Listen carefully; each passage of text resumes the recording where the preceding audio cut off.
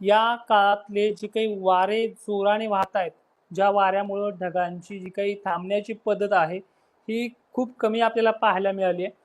पुण्यासारख्या, कोल्हापूरसारख्या, सांगलीसारख्या, साताऱ्यासारख्या भागांमध्ये, त्याचबरोबर इकडे नाशिक क्षेत्रामध्ये, अहिल्यानगरच्या पण काही पश्चिमी भागांमध्ये पाऊस खूप चांगला झालाय. सुपर अल्निनोच्या ज्या काही माध्यमातून घबराट होती, या भागातली ती कमी झालेली आहे आणि तिथल्या शेतकऱ्यांनी श्वास सोडला आहे मोकळा. पण अद्यापही मराठवाड्यामध्ये काही परिस्थिती थोडी किचकट आहे. तर ह्या काळामध्ये जे काही बारीक सारीक पावसावरती पेरण्या झाल्या, मग हा पुढील जो टप्पा आहे, हा कसा राहील या संदर्भात हा आजचा लाईव्ह आहे. त्याचबरोबर जे काही विश्रांतीचा विषय आहे उघडीपचा, नेमकं ह्या उघडीप काळामध्ये कडक ऊन राहील का, किंवा याच्यामध्ये सापका शिपका पाऊस होणारच नाही का, किंवा बिलकुल असं स्वच्छ सूर्यप्रकाशित वातावरण राहील का, या सगळ्या प्रश्नांचे उत्तर घेऊन आलेलो आहोत. आणि हे वारे किती दिवस राहील या बाबतीतही बोलणार आहोत. मित्रांनो, व्हिडिओला सुरुवात करतोय. 8 जुलैला सुद्धा जी आजची परिस्थिती होती वातावरणाची, मध्यम हलके सटकारे काही ठिकाणी बरा, तीच पद्धत उद्या सुद्धा तंतोतंत लागू होणार आहे. पण विभाग आणि गाव जिल्हे थोडे वेगळे आहेत.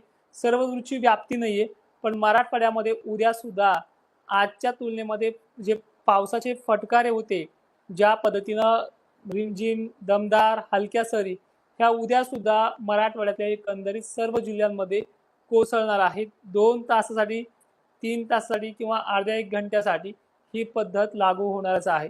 वारे जैसे थे तैसेच राहतील, पण ढगांची जी काही जोर आहे, जो नाशिक जिल्ह्याला होता, तो ओसरणार आहे. पुणे जिल्ह्याचा पाऊस कमी होणार आहे. कोल्हापूरचा सुद्धा, साताऱ्याचा सुद्धा पाऊस कमी होणार आहे. आणि एकंदरीत ज्या पश्चिम महाराष्ट्रामध्ये मुसळधार बरसलेला पाऊस हा तिथे कमी होणार आहे. पण मराठवाड्यामध्ये मात्र जे काही सटकारे विटकारे पेंडवणी पावसापर्यंत जी काही मजल मारली, काही ठिकाणी चांदणभरीपर्यंत मोजक्या भागांमध्ये, ते उद्या सुद्धा 8 जुलैला चालूच राहणार आहे. यापेक्षाही थोडी बऱ्या पद्धतीनं पाऊस आहे, तो बुलढाणा जिल्ह्यामध्ये एकंदरीत सर्व तालुक्यामध्ये दमदार हजेरी लावेल. तर काही ठिकाणी बऱ्यापैकी चांगल्या पद्धतीनं हजेरी लावणार आहे. धुळ्याचं वास्तविक चित्र, नंदुरबारचं हे बदललेलं आहे. अनेक भागांमध्ये तिथे सुरुवात झाली आहे. अनेक भाग मध्यरात्रीपर्यंत कव्हर होतील आणि उद्या सुद्धा या भागांमध्ये पावसाचा जोर कायम असणार आहे. छत्रपती संभाजीनगरला जे आज झाले ते सेम टू सेम उद्या आहे. थोडा उत्तरेकडील भागांमध्ये अजिंठा लेणी, भोकरदन, जाफराबाद, चाळीसगाव, सोयगाव हे परिसर जे आहे, हे पुन्हा उद्या पावसाच्या रडावरती येणार आहेत 8 जुलैला.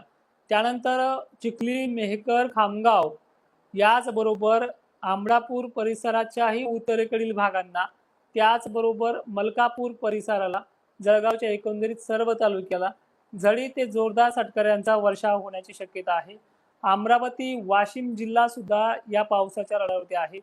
पुसद, डिग्रज, चंद्रपूर, नागपूर सुद्धा मध्यम ते दमदार, तर काही ठिकाणी जोरदार सटकारे वारे सुद्धा त्याच पद्धतीने राहतील.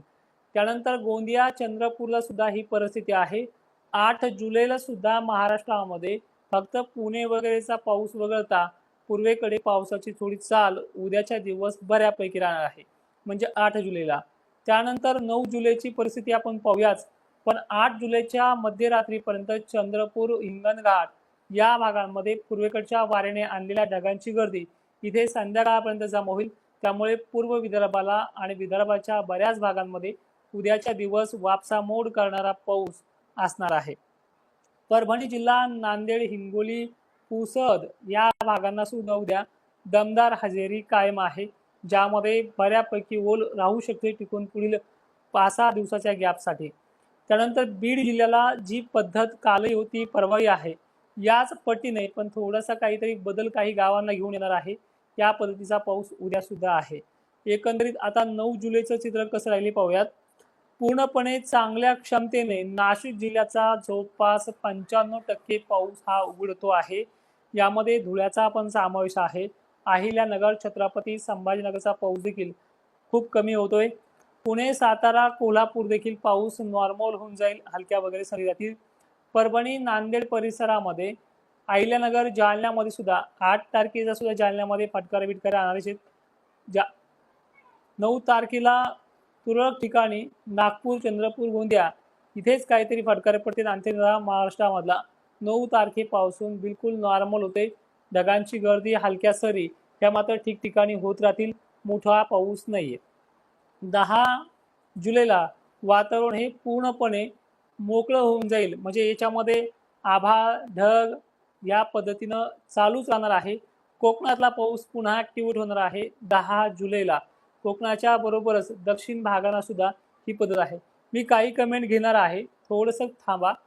आणि बऱ्याच जणांनी कमेंट इंग्रजीमध्ये ज्या फॉरेन्सिक लँग्वेजमध्ये केल्या त्या मराठीमध्ये टायपिंग करून पाठवा मित्रांनो. ठीक आहे. त्याचबरोबर 11 जुलैपासून बघा, ज्या 8-9ला 8 पर्यंत उद्याचे दिवस पाणी तर आहेच, पण 9 तारखेपासून जी उघडीप मिळते ही 100% क्लिअर नाहीये. याच्यामध्ये ढग येणं, ढगातनं धारा उतरणं हे कंटिन्युअसली चालणार आहे. पण वारे इतक्या जोराने आहेत की ह्या वाऱ्यामुळे हे ढग थांबणं शक्य नाही. आणि खरं तर ह्या मोसमी मान्सूनच्या जोरदार ऍक्टिव्हिटीमुळे हा वातावरणाचा जो काही प्रभाव आहे ढग महाराष्ट्रामध्ये पश्चिम भागाला मध्य मराठवाडा आणि विदर्भाला बऱ्याच भागांमध्ये टिकू दिलं नाही. पण विदर्भाचा तुलनेने पाऊस बरा राहिलेला आहे. 11 जुलैपर्यंत वारे कायम असतील. 11 नंतर वाऱ्याची थोडी स्पीड 12 तारखेला कमी होईल आणि ह्याच 12 तारखेपासून पुन्हा वातावरण नॉर्मली झडीसारखं पाहायला मिळू शकतं. पण मोठा पाणी याच्यामध्ये नाहीये. पिकांना सुकू देणार नाही अशी याची पद्धत राहू शकते. आणि पुढील टप्पा पावसाचा 15 ते 16 तारखेदरम्यान पूर्व विदर्भाकडून सुरुवात करतोय. राज्यामध्ये पूर्ण अंधारलेलं वातावरण, पूर्ण ढगाळलेलं वातावरण, सूर्यदर्शन बंद करणारी पद्धत पुन्हा 14 तारखेला. म्हणजे एकंदरीत 9 जुलैपासून ते 5-6 दिवसानंतर 14 तारखेपर्यंत राज्यामध्ये मोठी उघाड आहे. 4-5 दिवसाची नव्हे, 25 किंवा 20 दिवसाची खंड नाही. मोठा अतितीव्र खंड नाहीये. पण 7-8 दिवस का होईना एक हप्त्याभराचा गॅप पावसाचा मिळतोय 14 तारखेपर्यंत, 15 तारखेपर्यंत. 16 आणि 17 तारखेपासून राज्यामधलं वातावरणाचे वारे थोडे विरुद्ध दिशेने वाहू लागतील. आहेत पश्चिम पूर्व, पण जसा पुणे अहिल्यानगरचा पाऊस गुजरातकडे सरकलाय त्या उलट वातावरण थोडं उत्तरेकडनं दक्षिणेकडे वारे घेऊन येताना दिसतंय. आणि यामुळे राज्यातलं ढगाळलेली पद्धत ही कायम असणार आहे. महाराष्ट्राला अजून विहिरीला पाणी यासारखा पाऊस म्हणजे जे आपण म्हणतोय प्रत्येक कमेंटमध्ये, ही पद्धत 2 आठवडे नाही, शेवटच्या आठवड्यामध्ये विहिरीच्या पाण्याचा प्रश्न मिटेल. आणि हे 2 आठवडे जे आहेत, जो पुढचा आठवडा, आता हा पहिला आठवडा संपन्न होते 2 दिवसामध्ये, पण पुढचा आठवडा आणि त्याचा पुढचा आठवडा जवळपास 20 तारखेच्या आतमध्ये पडणारे पाणी हे काही भागांना, मराठवाड्याला विहिरीला पाणी यासारखा नाहीये. पण पिके जिवंत राहतील, पिकांना जीवदान देत राहील असे सत्कारे असणार आहे.